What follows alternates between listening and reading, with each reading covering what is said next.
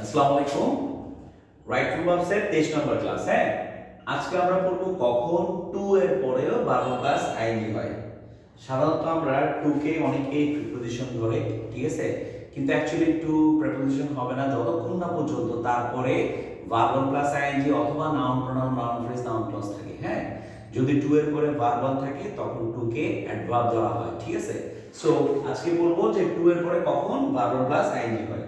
এই যে with video look forward to, with an eye to, be used to, get used to, be কিন্তু am is are was were এগুলো। Get used to, be accustomed to, get accustomed to, adhere to, adverse to, given to, addicted to, bar to, committed to oneself, contribute to, confess to, dedicate to, devote to, impediment to, object to, refers to, equal to, এই যে two গুলো আছে এই two এর পরে verb হবে না, এই টু এর পরে কি হবে ভার্ব প্লাস আইএনজি হবে। এই টু এর পরে ভার্ব প্লাস আইএনজি হবে।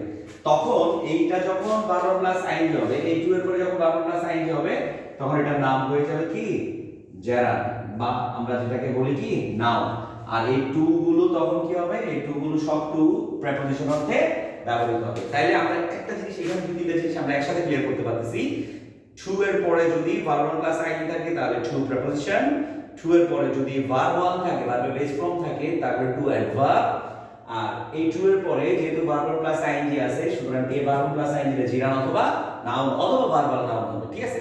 তাহলে আমরা কি রুলস পড়লাম, with the look for to get to bar to confess to to add to, এই যে ওয়ার্ডগুলো এই সবগুলো ফ্রেজের পরে ফ্রেজাল ওয়ার্ডের পরে এই টু প্লাস ভার্ব যে জায়গায় আছে এই টু এর পরে ভার্ব না হয় কি হবে ভার্ব প্লাস আইএনজি হবে। তার মানে উইথ দ্য ভিউ টুর পরে verb plus ING, look for টুর পরে verb plus ING, with an eye এর পরে verb plus ING, be use টুর পরে ভার্ব প্লাস আইএনজি। আমরা যদি একটা উদাহরণ দেই তাহলে সবচেয়ে ভালো হবে। যেমন আমি যদি এভাবে বলি যে I went to the university, আমি ইউনিভার্সিটি গেলাম, ঠিক আছে। I went to the university with a view to, with a view to, with a view to, এখানে আমি কিন্তু ভাবে যদি আমি মেড থাকে তাহলে আমি কি লিখব, meeting with my friend, meeting হবে। হ্যাঁ, with the view to meeting আমি এখানে লিখলাম with my friend, okay. So এখানে আমি যে জিনিসটা বুঝাতে চাচ্ছি সেটা হচ্ছে with a view to, কি আমরা এই ফ্রেজটা পাইলাম with the view to verb plus ING, এটা উত্তর হবে।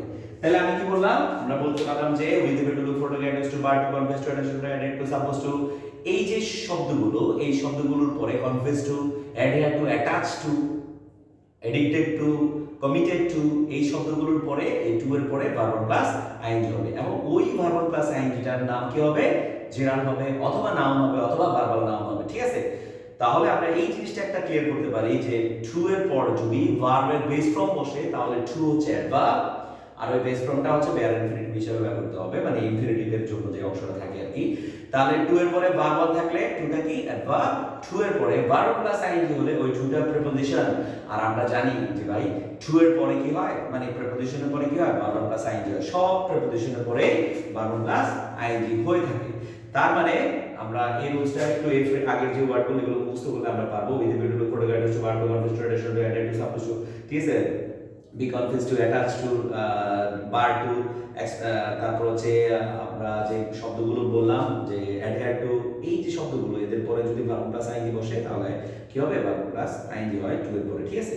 এখানে সবচেয়ে ইম্পর্টেন্ট পার্ট হচ্ছে with the view to, look forward to, get used to, with an eye to, confess to, additional to, adhere to, attach to, bar to, committed to, এই শব্দগুলো, addicted to, এই শব্দগুলো বারবার ইউনিভার্সিটিতে আসে, সবচেয়ে বেশি আসছে with the view to, ঠিক আছে। সো আমরা বলতে পারি with the view to এই যে শব্দগুলো আছে টু এর পরে ভার্ব প্লাস আইএনজি হবে। ধন্যবাদ।